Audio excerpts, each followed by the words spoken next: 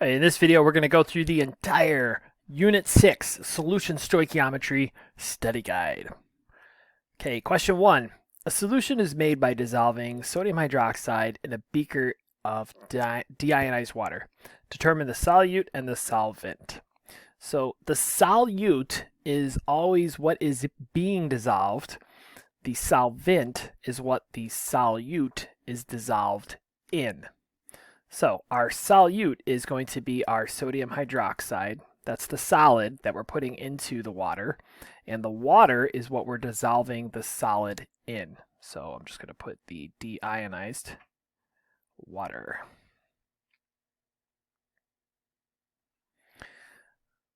Okay, more NaOH, more sodium hydroxide, is added to the beaker of deionized water.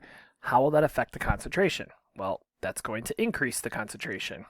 Same thing that would happen if you had Kool-Aid. If you added more of the powder to the water, it's going to darken the shade of color, and it's also going to taste a lot sweeter. It's going to be way more concentrated. If we add more of the water to the beaker, it's going to decrease the concentration. Same thing that would happen with Kool-Aid. If you had a glass of Kool-Aid and you added a bunch of water to it, it's going to water down the Kool-Aid and it's going to be less concentrated. Okay, so we've got some solubility data for different salts that are shown below. It says which is the most dilute solution. So we have 10 grams of salt in 50 grams of water. We're going to just do a really quick ratio of solute to solvent and see which one is the highest.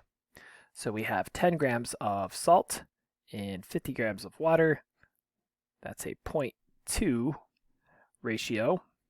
We have 20 grams of salt in 60 grams of water. That is 0.3. 30 grams of salt to 120 grams of water. That will be 0.25. And then finally, 40 grams of salt in 80 grams of water, that will be 0.5. So the highest concentration will be this one right here. It has the highest ratio of solute to solvent. So the lowest concentration, which is what it's asking for here, the most dilute solution, will be A. A has the lowest concentration, so it is going to be the most dilute. Okay, so it says use the graph at the right to answer questions 5 through 9. What mass of solute will dissolve in 100 grams of water at the following temperatures? So we've got KNO3. So I'm just going to trace this line.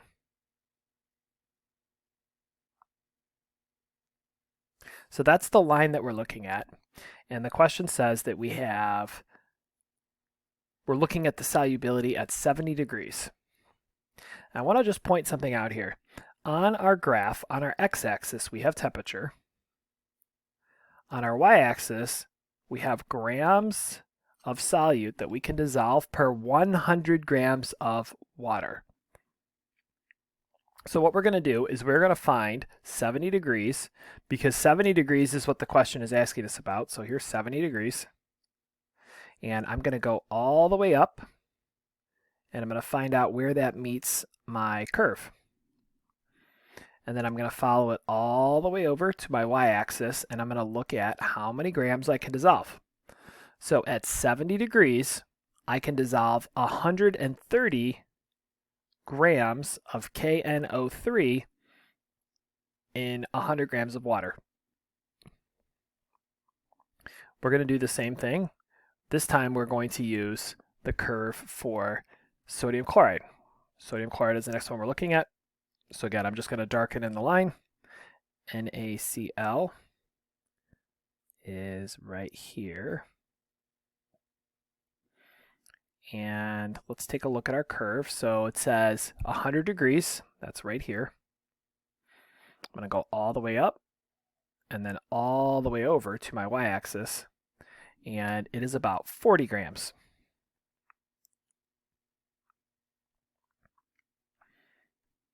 Okay, finally, it's asking us about NH4Cl, so ammonium chloride.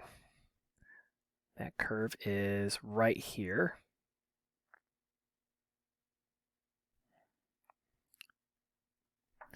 And 90 degrees. So 90 degrees is right here.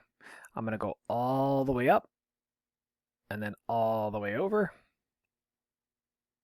And it looks like 70 grams will dissolve. All right, let's move on. Okay, it says determine if the following solutions are saturated or unsaturated. If they are unsaturated, determine how many more grams could be dissolved before the solution becomes saturated. Okay, so just really quick off to the side here, let me sketch a curve. So maybe it looks something like this. If you have a point that is below the curve, that is unsaturated.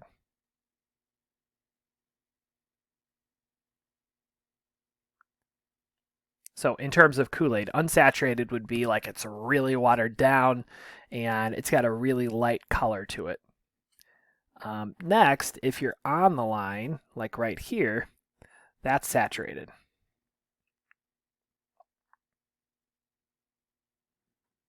So when you're saturated, if you added more solute, so again, in terms of Kool-Aid, if I added more powder, the powder wouldn't dissolve. It would just go to the very bottom of the container and it would just sit there. Finally, if you're over the curve like this, that is supersaturated.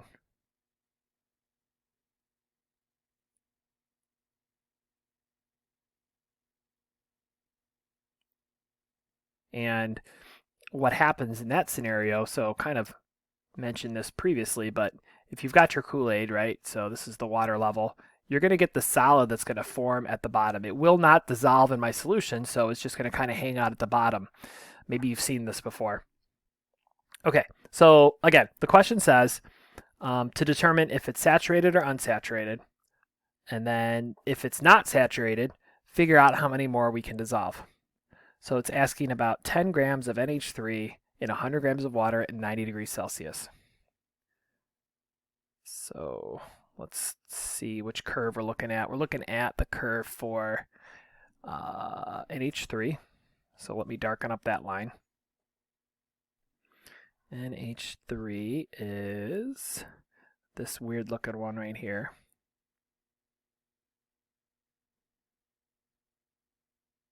Okay, so there's our curve. And it says we have dissolved 10 grams. So we have dissolved 10 grams at 90 degrees. So here's 90 degrees right here. And we've dissolved 10 grams. So that puts us right here. Since we're on the line, we are saturated. We can't dissolve anymore. If we do, we're going to have this problem right here, where we're going to have the stuff that forms at the bottom. The solute will just go right to the bottom because it can't dissolve anymore. All right, it says 70 grams of KNO3 in 100 grams of water at 60 degrees. So let's find that curve. This curve is KNO3, so I'm going to darken up that line. KNO3 is this one right here. And it says 60 degrees, so that's right here. And I'm going to go up to 70 grams, it says. Okay, so we're below the curve. So we are unsaturated. And the saturation point is right here. So we can fit up to 100 grams of our solute in the solution. And we have a difference between this and this. So we can basically keep filling it up to that blue dot. So the max we can fill is, or the max that we can dissolve is 100 grams. And we've only dissolved 70 grams. So to figure out how many more you can dissolve, you just subtract. So this is unsaturated.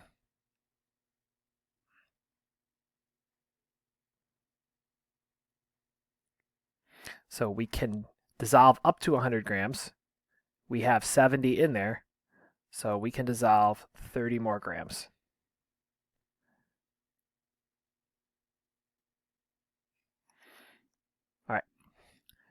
Now, I want to draw your attention back to the axes of our graph.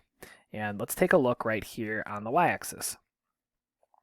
So I know that that's kind of like sideways, and you might be turning your head right now to read that. But it says grams of solute per 100 grams of H2O. So in 100 grams of water, that's how much we can dissolve. Now this question says, how many can be dissolved in 50 grams of water? So if you have half the amount of water to dissolve things, you can dissolve half as much. If you look at the next question asks about 200 grams of water. You're doubling the amount of water that you can dissolve things in, so we can double the amount of stuff that we can dissolve. All right, so 70 degrees, and we're looking at NH4. So 70 degrees is right, oops. So 70 degrees is right here. We're going up to NH4. NH4Cl, which is right here. So at 70 degrees, we can dissolve 60. But that's 60 in 100 grams of water. So if we have half as much, we can only dissolve 30 grams. Let's do the same thing with the one that's double. So if we are at 50 degrees and it is potassium, I believe that's chlorate, ClO3. Don't quote me on that.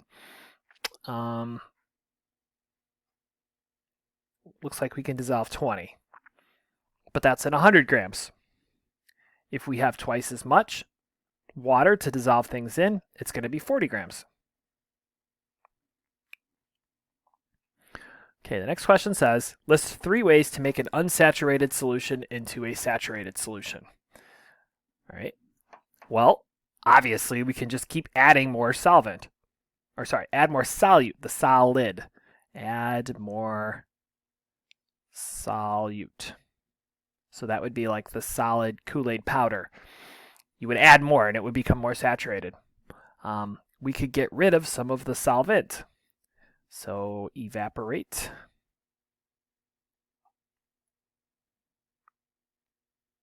Solvent. In terms of Kool-Aid, we would be evaporating off some of the water. So the powder would still be there in the water, but if we evaporated off some of the water, it's going to increase the concentration and it will be closer to that saturation point. The last thing that we can do is we can cool the solution.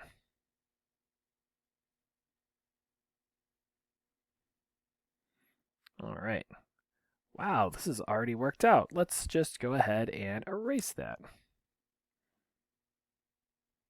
All right, so we're not there yet. Okay, so the next question, while I'm erasing here, asks us to determine the concentration of a 1.25 liter solution containing 1.2 moles of CaCO3 So what we're going to do first is we are going to look at the equation. So the equation for concentration is the molarity equation. So molarity is moles over liters. Okay, that's the equation that we use for any time we are solving for concentration. Concentration and molarity are synonymous in the chemistry world. So they mean the same thing. When we're talking about concentration, we're talking about molarity. Okay, so it says determine the concentration of a 1.25 liter solution containing 1.2 moles. This is a awesome problem to get because you are literally just plugging into the equation. So we have, let me just finish erasing all this right here. So we have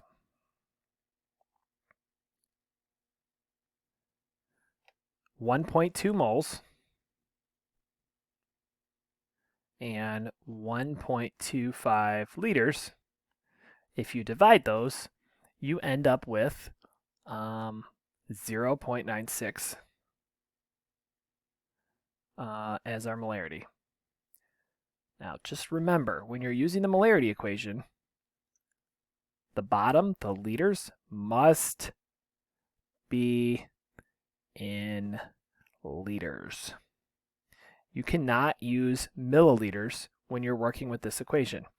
If you do, it's going to not be accurate. So if you're looking at the next question has milliliters, and it's asking about concentration. So we're going to need to do a little bit of converting on the next question to be able to get the correct answer. Okay, so I'm almost done erasing here. We're going to need to do two things. We're going to need to convert that to liters, and then it doesn't give us moles, it gives us grams of our CaNO32. So we're going to need to figure out the molar mass of this. I'm going to assume that you know how to find molar mass. You would basically look up each thing on the periodic table, and you would multiply by the number of them there are. So you've got 2 nitrogens, 6 oxygens, and then 1 calcium. So the molar mass here is 164.1 grams. To get your milliliters to liters, you divide by 1,000. So in 1 liter, there are 1,000 milliliters. So since we have milliliters, we are going to divide by 1,000. All right, so we set all that up. Now, to go from grams to moles, remember you start with 120 grams. And our molar mass is 164.1. That's how many grams are in 1 mole. And when you do your math here, you get 0.73 moles. So I'm going to take that number, and that's going to go on top. That's how many moles are in. When I take 240 and divide by 1,000, I get 0.24 liters. So when I do my division here, I end up with a molarity of 3.0 molar.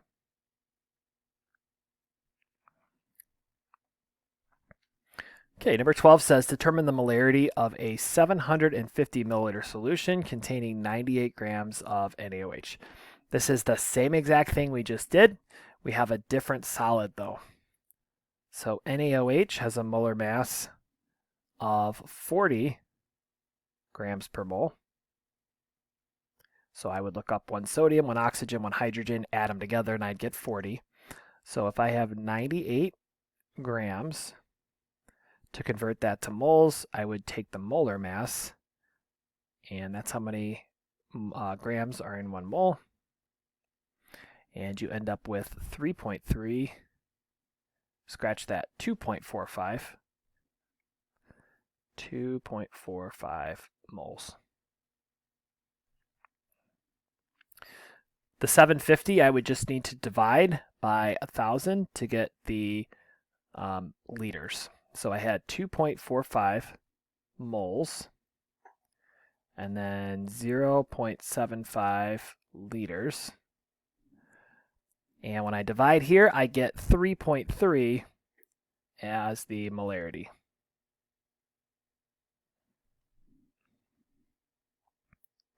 All right, last one. What is the molarity of a solution that has a final volume of 150 milliliters and 4.2 moles of solute? This is just a pretty straightforward plug and chug. We just need to do one conversion here. We have milliliters that need to go to liters. It already gave us the moles. So 4.2 moles.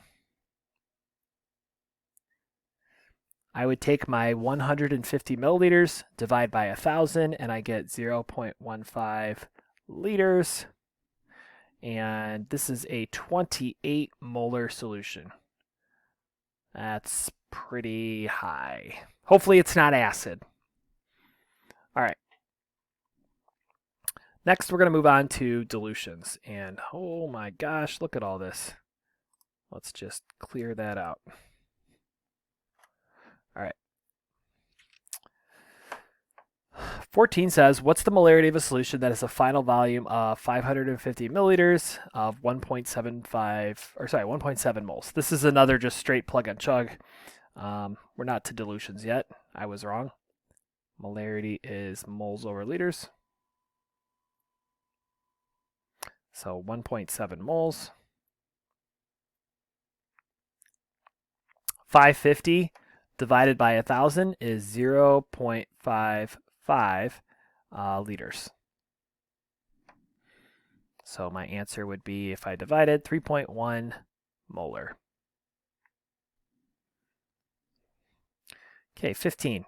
What's the concentration of a solution of sodium chloride if 125 liters of 1.5 molar solution is diluted to a total volume of 5 liters? For any dilution problem, we are going to use the formula M1V1 equals M2V2. So it's your starting molarity, starting volume, and that's equal to your ending molarity, ending volume. I want to keep things together. So for example, the sodium chloride before, it's 1.25 liters and 1.5 molar, and we're diluting it to, so we're adding more water and we're diluting it to 5 liters. So we want to keep the things that go before together and the things that go after together.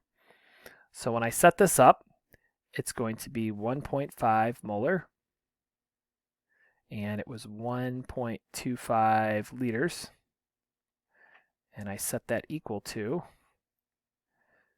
we don't know the molarity, that's what we're trying to find, and it is 5 liters. So to solve this, I would divide both sides by 5 liters.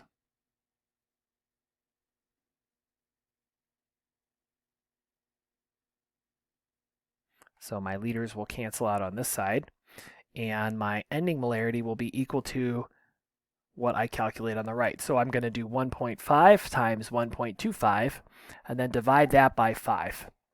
And when you do that, you get an ending molarity of 0.38 molar. Okay, 16. How many milliliters of 5 molar HCl is needed to make 2 liters of a 1.5 molar HCl solution? Now, in the last question, we had liters and liters. In this question, we have milliliters and liters. Now, unlike the molarity equation, for our dilution equation, which is this one right here, you can use milliliters or liters, but they need to be the same on both sides. So if I'm going to go and convert everything to liters, it needs to be liters on both sides.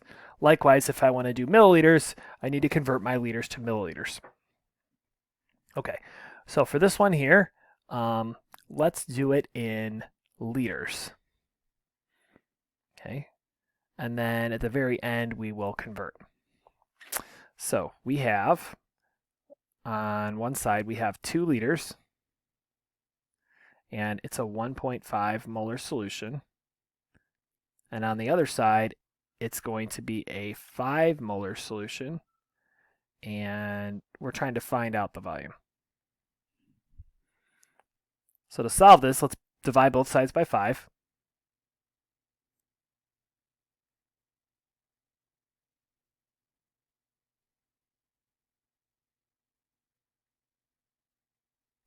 So these will cancel out here. So I would do 2 times 1.5 divided by 5, and my volume ends up being 0.6. That's liters. The question asked us for milliliters, so I would convert that. So in 1 liter, there are 1,000 milliliters, and I end up with an answer of 600 milliliters.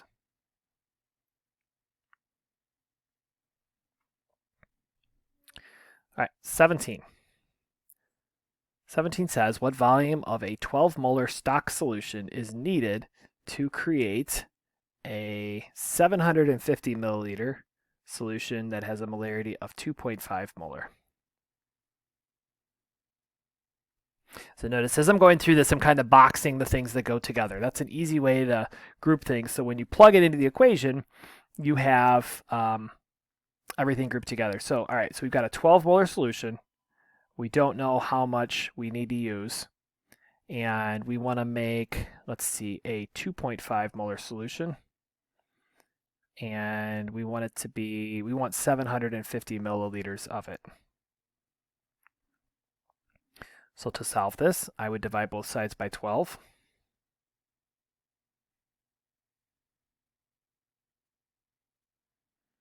So my molarity will cancel out there. I'll be left with an answer of, let's see, this comes out and it is 160 milliliters. So if you notice, I used milliliters here. So that means on the other side, when I did my math here, I'm going to end up with milliliters here. So whatever units of volume you use, it's going to be the same on both sides if you're solving for volume. Okay, 18. What is the final concentration of a solution that is 275 milliliters of a 1.75 molar solution, and it's diluted to 1,500 milliliters? So you could convert everything to liters, or you could leave it as milliliters, as long as it's the same on both sides. So we have 275 milliliters and 1.75 molar, and we are diluting that to 1,500 milliliters, and we're trying to find that concentration. To get our X by itself, to isolate the concentration, I'm going to divide both sides by 1,500 milliliters.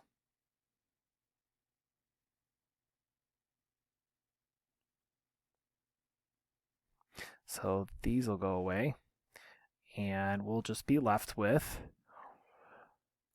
0.32 as our final molarity, which makes sense. If you think about it, if you're starting with a really strong, so we have a 1.75 molar solution, if you dilute it, so if you dump a bunch of water in there, it's going to lower the concentration.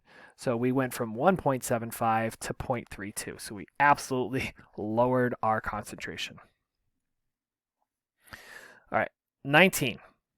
You need to make 250 milliliters of a 3 molar solution, and it says using a mixture of solid and deionized water, how many grams of calcium hydroxide would be needed to make the solution?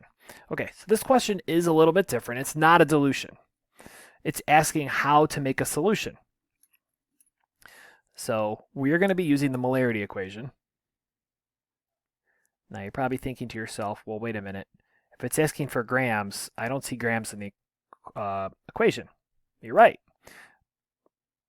So to get our grams, we want to get moles by itself, because we can turn moles into grams. To rearrange our equation, we're going to multiply both sides by liters. So the liters go away here. So moles are equal to molarity times volume. And remember, the volume, when we're using the molarity equation, needs to be in liters. So 250 milliliters is equal to 0.25 liters. Divide by 1,000. Okay, so 0.25 liters times the molarity, which is 3 molar. That gives us 0.75 moles.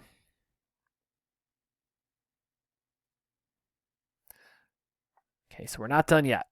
We're going to use this to go from moles to grams. We need to use the molar mass. So I would need to figure out the molar mass of my calcium hydroxide. Just to make this go a little faster, the molar mass is 74.1 grams. So when you multiply that together, so 0.75 times 74.1, you end up with 56 grams.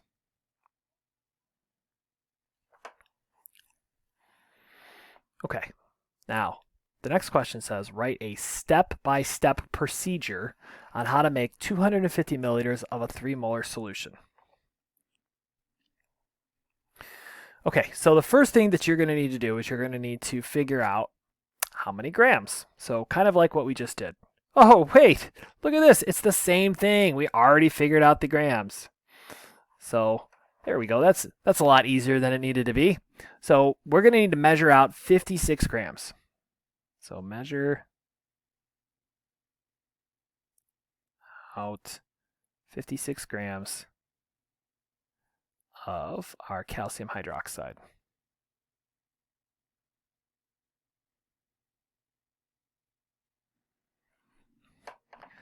So we're going to add that to a flask.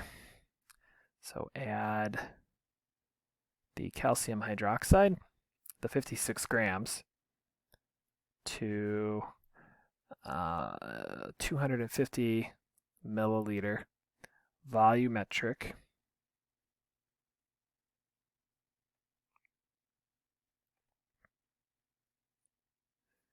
So if you recall, the volumetric flask is the flask that looks like this. Okay, and then on that flask there is a marking, like a really thin line. So we add our solid to the flask. So I'm just going to represent that with the green dots here. And then we fill it up to this line with deionized water, and then we shake it. We always put the solid in first and then fill it up to the line. If you fill it up to the line with water and then put the solid in, what will happen, let's zoom in, what will happen is the water line will go higher than it's supposed to because you put way too much stuff in there. The solid has volume, so of course it's going to cause the volume to increase when you add solid. Okay, so like I said, our next step, now that we've added the solid, is to fill the volumetric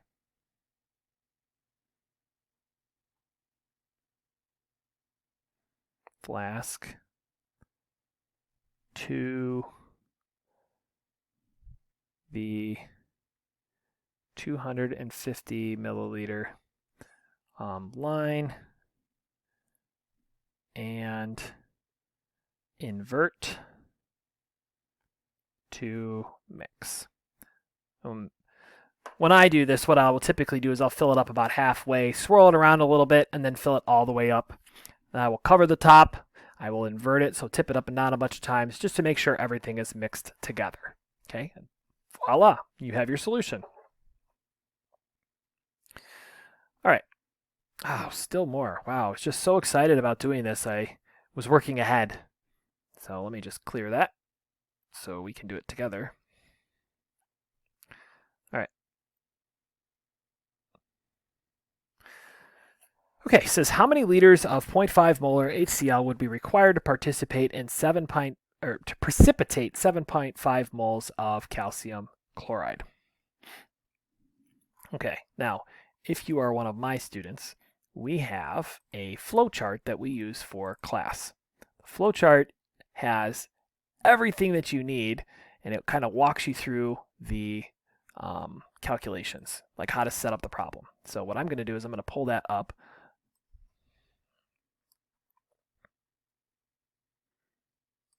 Okay, and in our resource packet is the very last page. So we're looking at this down at the bottom. Just scroll down a little bit further. There we go. Okay. So we're going to reference that. So we have 7.5 moles, and it's asking us to go to liters. We're starting with moles of calcium chloride, which is right here, and we're going to liters of HCl, which is on the other side of our reaction. So on our flowchart here, we're starting in moles, so we're starting here, and we want to go to liters on the other side. So we're going to need to complete one step with the mole ratio, and then another step using the molarity equation. So 2 total steps here to get our liters. So we start with our moles, so 7.5 moles of calcium chloride. And there are 2 steps here.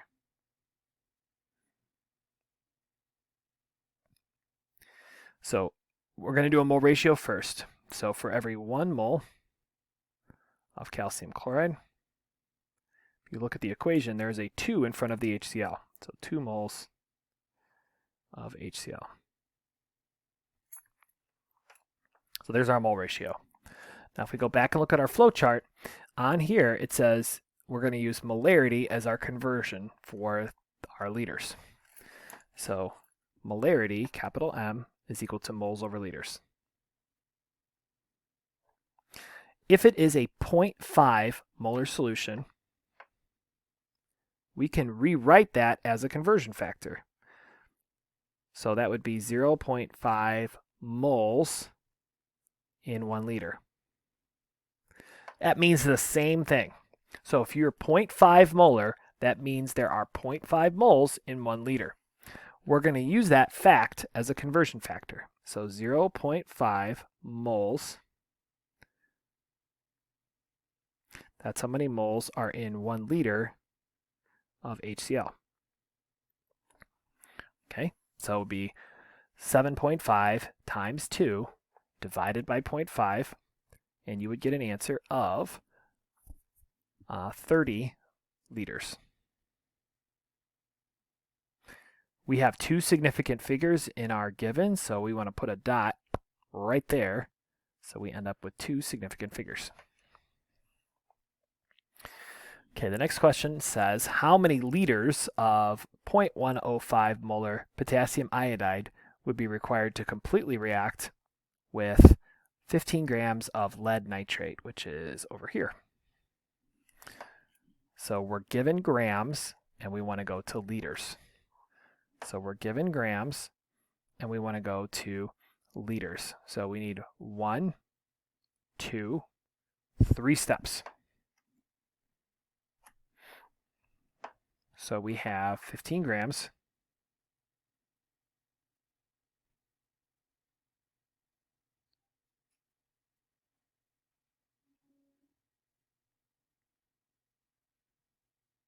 Three steps.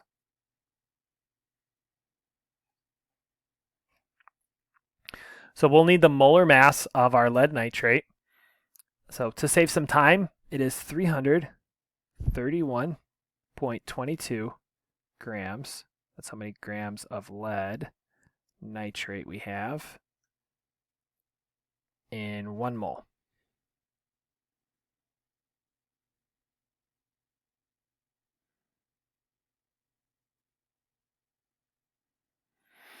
All right, next is a mole ratio. So if you look, there's not a number in front of our lead nitrate, so that's a 1.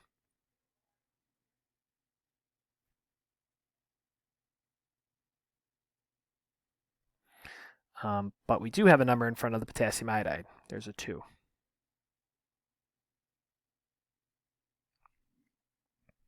Our molarity is 0.105.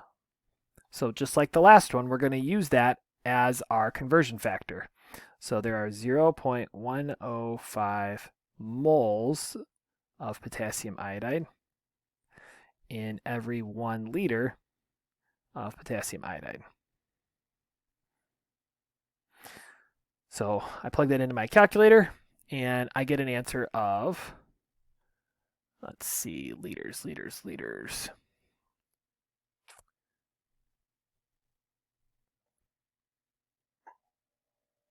0.863.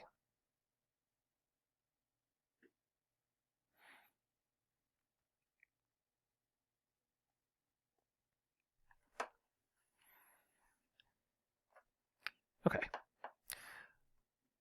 Our next question says, how many grams of potassium nitrate can be produced when 750 milliliters of 1.5 molar potassium iodide are used?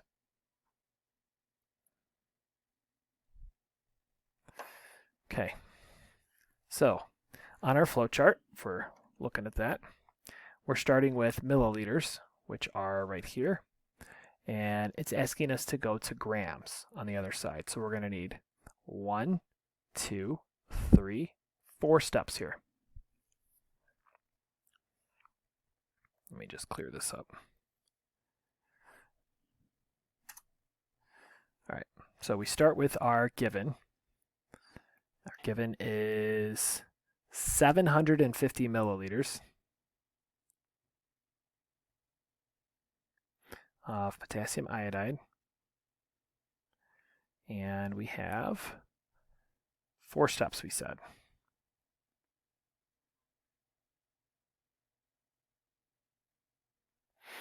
Okay, it gives us the molarity, so we're going to use that molarity. We're going to use that molarity to convert. So, oh, well, wait a second. We're in milliliters. We got to convert to liters. So there are 1,000 milliliters in 1 liter. Okay, now we can use our molarity to get our moles. So in 1 liter, we have 1.5 moles.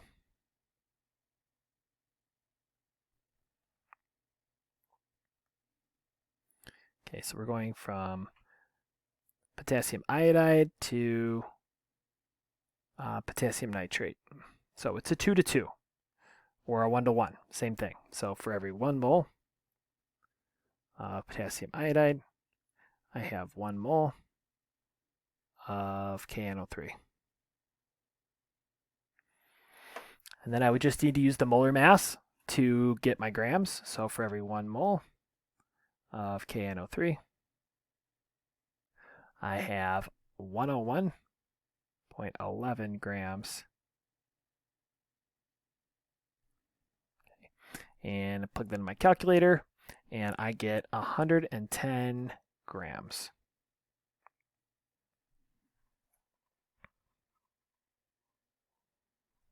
All right. Next one. How many liters of 0.5 molar AgNO3, so silver nitrate, are required to completely react with 2.7 moles of calcium bromide? Okay, so we're given moles and we're going to liters. So we're given moles and we're going to liters.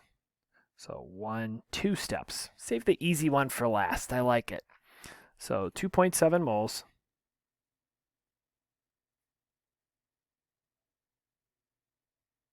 And we said 2 steps, right? So mole ratio and then molarity equation to liters. So we're starting here and we're going to silver nitrate, which is right here. So for every 1 mole of calcium bromide, we have 2 moles of silver nitrate. And then we'll use our molarity to get our liters. So there are 0.5 moles of silver nitrate in 1 liter of silver nitrate. And you should end up with 11 liters.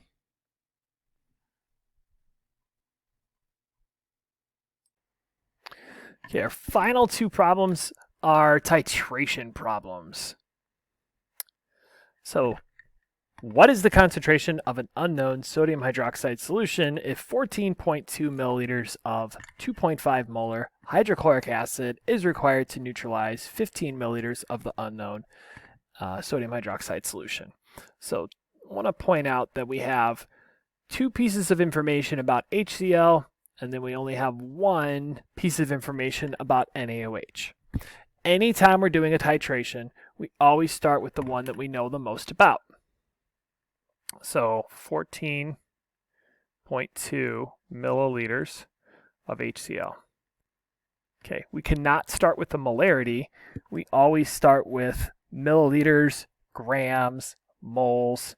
In this case, it's a titration problem, so we're starting with milliliters. I'm going to need to convert those milliliters to liters. I'm going to need to get my moles, and then I'm going to need to convert my moles to from moles of HCl to moles of NaOH. Okay, so there are 1,000 milliliters of HCl in 1 liter of HCl. Okay. Next, I'm going to use the molarity equation to take my molarity and turn it into moles. So in 1 liter of HCl, I have 2.5 moles of HCl. Okay. And then we just do a mole ratio. We're going from HCl to NaOH. So for every 1 mole HCl, we have 1 mole NaOH. All right. So when I plug this in my calculator, I get an answer of 0.0355 moles of NaOH. But that's not what the question's asking for. It's asking us for the concentration. Concentration is another word for molarity. So I have my moles of NaOH now, and I also have, in the question, it gave us the milliliters. So if I take the milliliters and divide them by 1,000, I get 0.015 liters.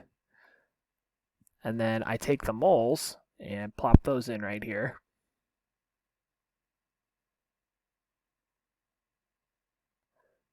And when I do that, I get 2.4 molar as my concentration.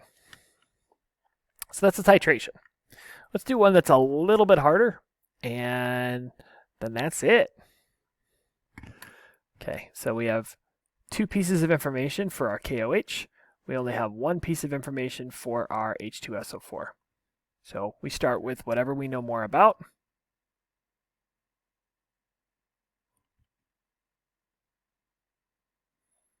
Same process.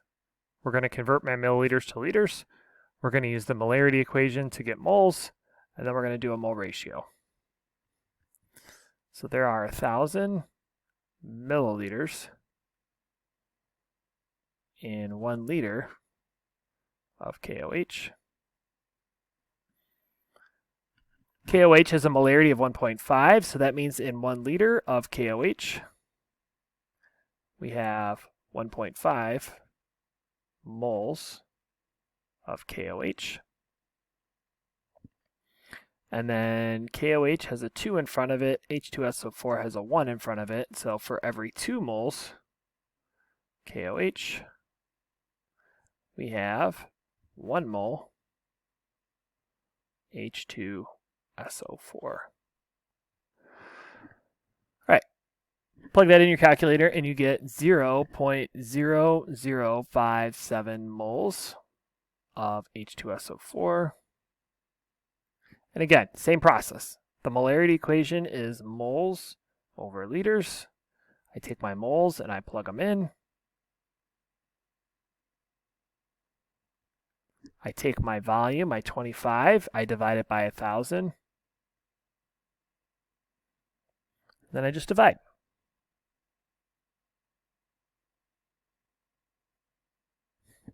And that is our concentration. And that is the whole study guide.